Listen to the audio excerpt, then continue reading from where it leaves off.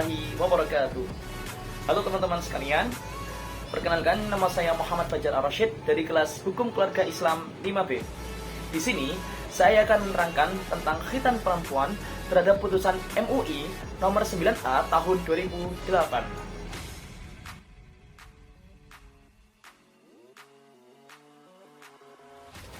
Di dalam pendahuluan, saya menyebutkan bahwasannya khitan perempuan merupakan praktek atas dasar tradisi yang dilakukan oleh sebagian besar masyarakat di Indonesia.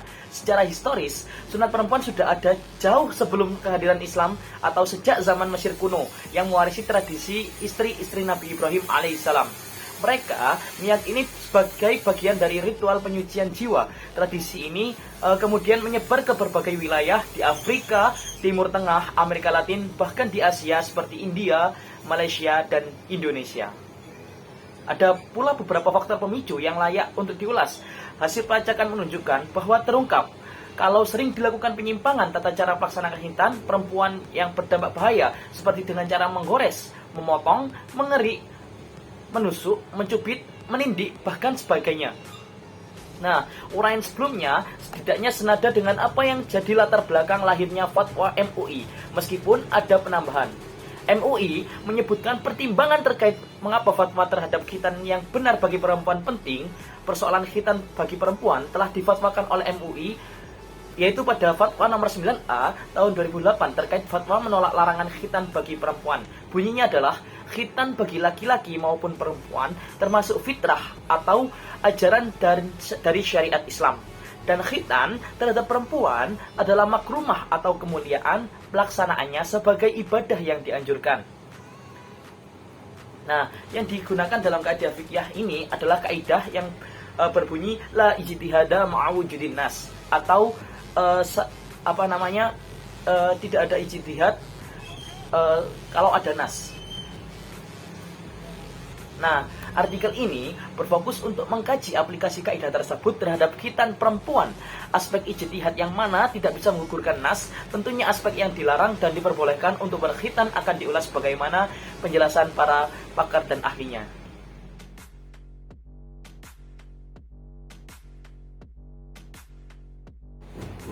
Nah, selanjutnya adalah kita masuk ke pembahasan. Ya, pembahasan ini ada beberapa pembahasan atau ada bab-bab yang insya Allah seru.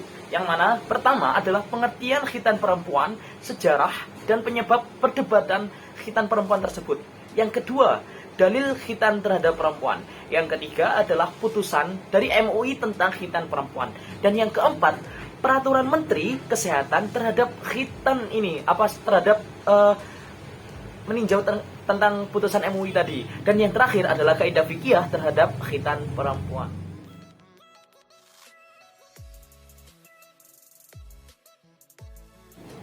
Oke, kita masuk ke bab yang pertama. Yang pertama adalah pengertian sejarah dan penyebab perdebatan khitan perempuan. Khitan perempuan berasal dari bahasa Arab yang berarti memotong.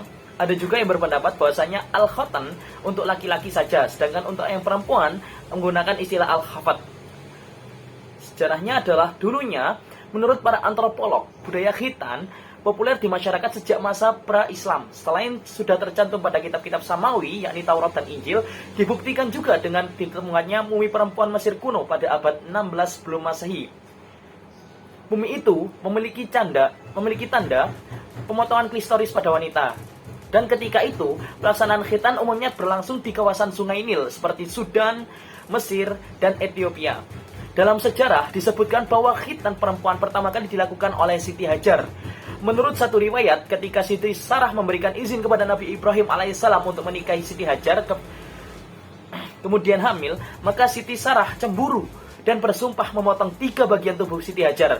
Kemudian Nabi Ibrahim menyarankan Siti Sarah untuk melubangi kedua telinga dan mengkhitan kemaluan Siti Hajar, dan kemudian berkembang mulai dari zaman Rasulullah hingga sekarang. Namun, lagi dan lagi, lambat laun praktek khitan ini banyak menyalahgunakan. Apalagi di Indonesia sendiri, terdapat kepercayaan bahwa dengan membuang bagian-bagian tertentu dari organ kelamin luar seorang gadis, hasrat seksualnya dapat dikurangi. Namun, berbeda dengan kepercayaan yang dipegang teguh oleh dukun-dukun yang akan mengkhitan perempuan. para dukun memiliki kepercayaan bahwa penyunatan yang efektif ialah memerlukan pemotongan yang dalam dengan sebuah silet untuk menjamin pemotongan klistoris menjadi sempurna dan agar tidak ada bagian organ sensitif seksual yang tersisa. Hal ini mengakibatkan banyak pendarahan yang bahkan terkadang dapat mengakibatkan kematian. Maka dari itu, pentingnya wawasan dan pengetahuan terhadap khitan ini perlu diperhatikan lebih. Berdasarkan penjelasan saya tadi, dapat dipahami bahwa khitan ialah kegiatan memotong bagian kemaluan laki-laki, yakni memotong kulit kulup, sedangkan perempuan dengan memotong atau menggores sedikit selaput yang menutupi ujung klistoris. Nah, atau bukan untuk memotong atau melukai klistoris, melainkan selaput yang menutupi klistoris. Sejarah mencatat dari masa ke masa adanya penyalahgunaan khitan kiat merambat. Maka dari itu, MUI dan Menteri Kesehatan turun tangan terhadap hal ini, baik tata cara maupun hal yang berhubungan dengan khitan perempuan tersebut.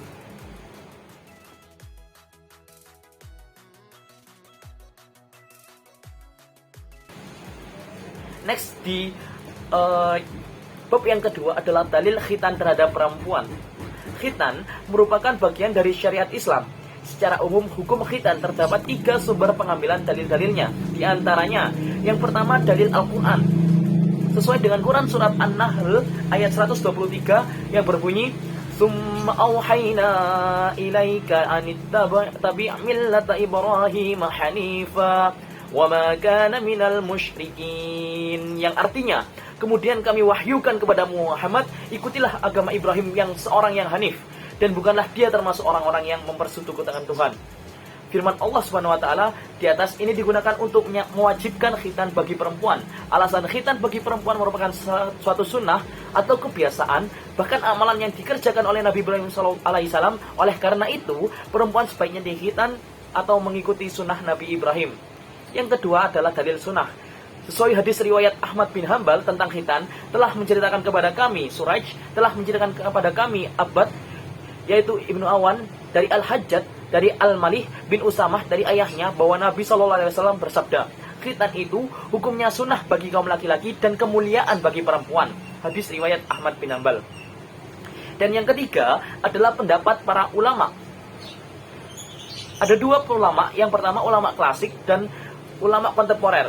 Ulama klasik, para ulama bersepakat bahwasanya khitan itu merupakan salah satu ajaran yang disyariatkan dalam Islam.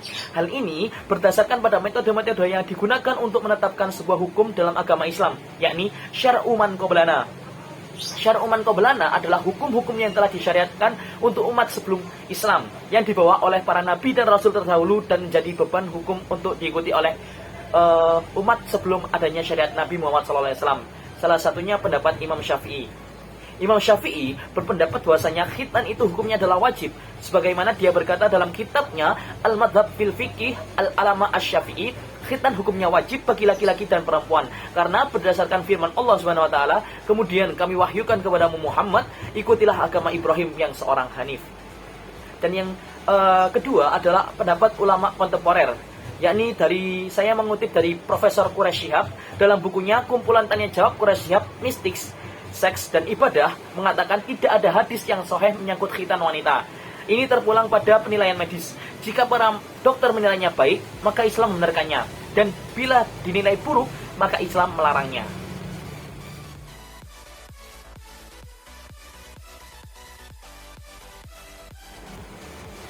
Oke, baik, sekarang kita lanjut ke bab ketiga, yakni putusan MUI tentang khitan perempuan. Pengeluaran fatwa MUI tentang khitan perempuan nomor 9A tahun 2008 merupakan jawaban atas pertanyaan yang diajukan oleh masyarakat terhadap MUI mengenai hukum khitan pada seorang perempuan. Terdapat kepercayaan bahwa membuang bagian-bagian tertentu pada organ intim seorang perempuan dapat mengurangi hasrat seksualitas perempuan. Berbeda dengan kepercayaan dukun-dukun yang akan mengkhitan perempuan. Dukun-dukun memiliki percayaan bahwa penyunatan yang efektif, yang seperti tadi saya jelaskan, memerlukan potongan yang dalam. Nah, dengan masalah tersebut, dari hasil permusyawaratan MUI sebagai lembaga pelayanan ummah menjelaskan secara konkret hukum dari khitan perempuan, yaitu makrumah atau memuliakan seorang perempuan. Kali ini juga dikuatkan dengan sebuah penelitian oleh Population Social terhadap pelaksanaan khitan terhadap perempuan pada 6 provinsi di Indonesia. Dalam hukum Islam, khitan terhadap perempuan terdapat khilaf atau perbedaan antara wajib, makrumah, dan sunnah. Nah, selanjutnya dalam diktum ketiga fatwa MUI terdapat substansi tentang khitan terhadap perempuan terdiri dari 4 bagian. Antara lain, yang pertama, status hukum khitan. Khitan bagi perempuan adalah makrumah dan pelaksanaannya termasuk bentuk ibadah yang dianjurkan. Yang kedua, hukum pelarangan khitan terhadap perempuan. Pelanggaran khitan terhadap perempuan adalah bertentangan dengan ketentuan syariah, karena bagi laki-laki dan perempuan, khitan termasuk fitrah, aturan dalam syariah Islam. Dan yang ketiga adalah batas atau cara khitan terhadap perempuan. Dalam pelaksanaannya, hal-hal yang harus diperhatikan adalah yang pertama, khitan terhadap perempuan cukup dengan hanya menghilangkan selaput, jaldah, kolum, atau prapetium yang menutupi klistoris. Yang kedua, khitan terhadap perempuan tidak diperbolehkan secara berlebihan seperti memotong atau melukai yang mengakibatkan bahaya dan merugikan. Dan yang keempat adalah rekomendasi. MUI meminta kepada pemerintah, Departemen Kesehatan untuk menjadikan fatwa ini sebagai acuan dalam penetapan peraturan atau regulasi tentang masalah khitan perempuan. Dan yang kedua, MUI menganjurkan kepada pemerintah, Departemen Kesehatan untuk memberikan penyuluhan dan pelatihan kepada tenaga medis untuk melakukan khitan sesuai dengan fatwa ini. Dari diktum fatwa tersebut, sejatinya fatwa MUI ingin menegaskan 2 substansi yang terpenting, yaitu yang pertama, penegasan tindak pelarangan khitan terhadap perempuan, dan yang kedua adalah menegaskan tata cara khitan bagi perempuan yang sesuai dengan anjuran syariat dan pembatasan berlebihan dalam praktek khitan yang menimbulkan bahaya bagi perempuan baik secara fisik maupun psikis. Di dalam menentukan batasan atau tata cara khitan tersebut, MUI memberikan dan membeberkan berdasarkan petunjuk dari Nabi SAW yang memuat pada 3 prinsip, yaitu yang pertama, sedikit saja, yang kedua, tidak berlebihan, dan yang ketiga, tidak menimbulkan bahaya. Nah, apa yang dipaparkan di atas dapat kita ambil sebuah pemahaman bahwa MUI memberikan sebuah batasan di dalam tata cara mengkhitan, yaitu dengan hanya memotong sedikit saja klistoris, tidak berlebihan, dan pula tidak menimbulkan suatu bahaya. Maka unsur utama adanya pembatasan tata cara khitan terhadap perempuan adalah menjaga unsur terpenting yang ada pada manusia, yaitu adalah agama dan jiwa. Karena menurut MUI, khitan perempuan merupakan fitrah dan juga termasuk dalam syariat Islam. Pelaksanaannya juga merupakan bagian dari ibadah. Maka adanya batasan tersebut tidak menimbulkan dampak buruk bagi seorang perempuan, apalagi sampai mengalami sebuah kematian.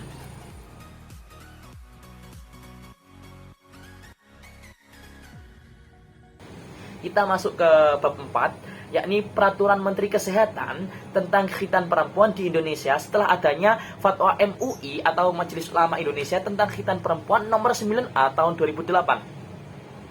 Yang pertama, perkembangan hukum khitan perempuan pada tahun 2010.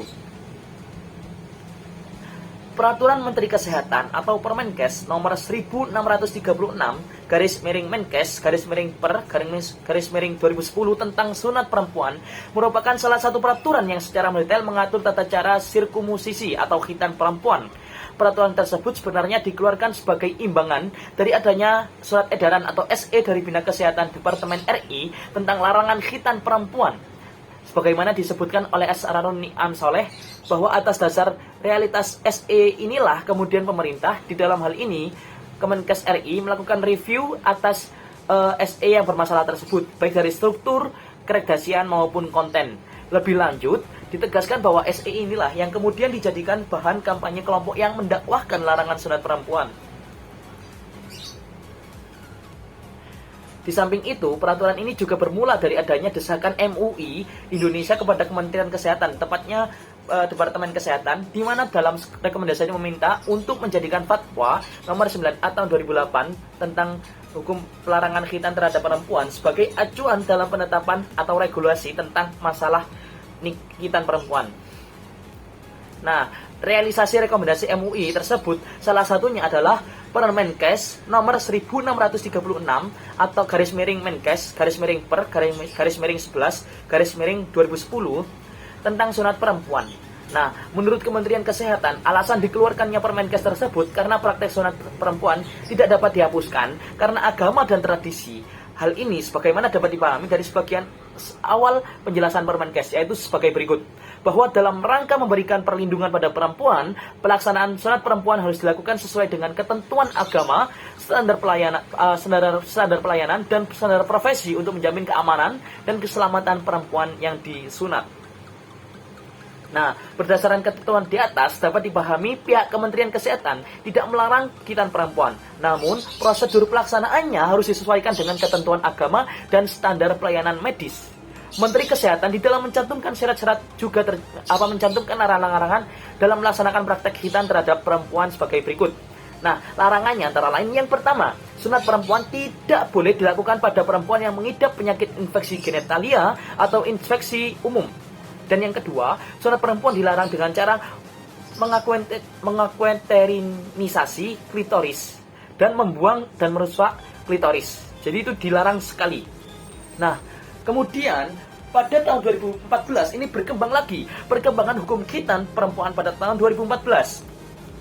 Peraturan sebelumnya hanya berlangsung sekitar 4 tahun, yakni pada tahun 2010 sampai 2014 saja. Setelah itu dicabut dengan peraturan baru pada tahun 2014 yang berlakunya Permenkes nomor 6 tahun 2014 tentang pencabutan PMK nomor 1636/2010 tadi tentang sunat perempuan.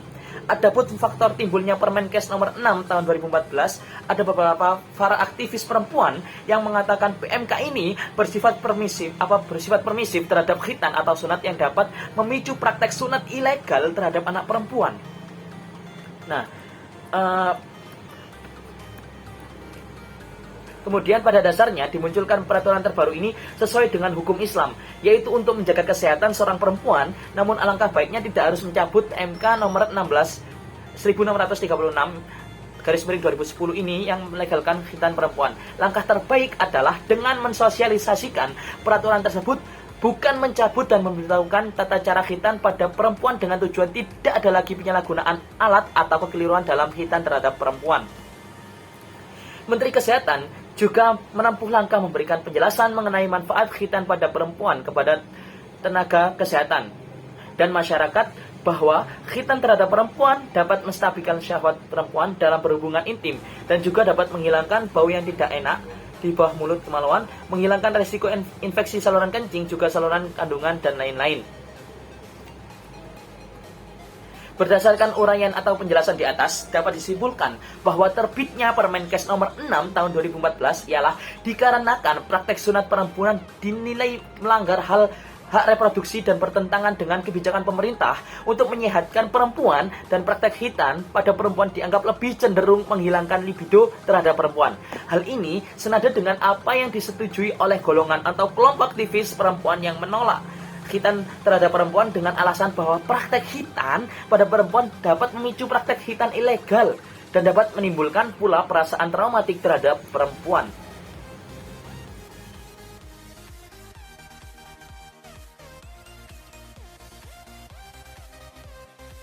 Selanjutnya pada bab yang kelima adalah kaidah fikih terhadap khitan perempuan. Kaidah yang masyhur yaitu la ijtihada ma'a wujudin nas, yang artinya tidak ada ijtihad dalam nas. Dalam kasus ini ada pertentangan tentang perbolehannya khitan terhadap wanita. MUI dan ormas-ormas Islam sepakat untuk menolak dengan tegas pelarangan khitan perempuan oleh pemerintah atau pihak manapun. Yang kita tentang adalah pelarangan terhadap khitan perempuan itu, kata Kiai Haji Ma'ruf Amin, Ketua Harian MUI yang membidangi fatwa tersebut. Selain itu, MUI juga meminta pemerintah untuk tidak mengindahkan setiap upaya dari pihak manapun yang menginginkan adanya pelarangan khitan perempuan di Indonesia.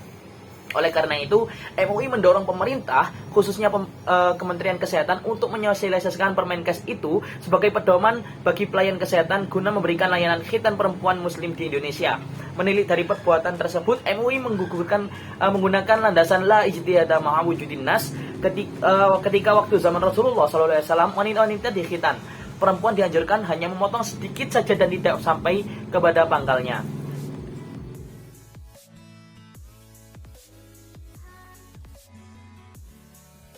Yang terakhir adalah kesimpulan. Kesimpulan dari pembahasan kali ini adalah berdasarkan hasil paparan data yang telah dijelaskan sebelumnya. Kesimpulan terkait studi komparatif Fatwa MUI nomor 9A tahun 2008 tentang khitan bagi perempuan mempunyai landasan atau dasar yang berbeda. Alasan dari munculnya fatwa ini ialah untuk menghidupkan sunnah adanya khitan pada perempuan sebagai tanda pemuliaan bagi para perempuan.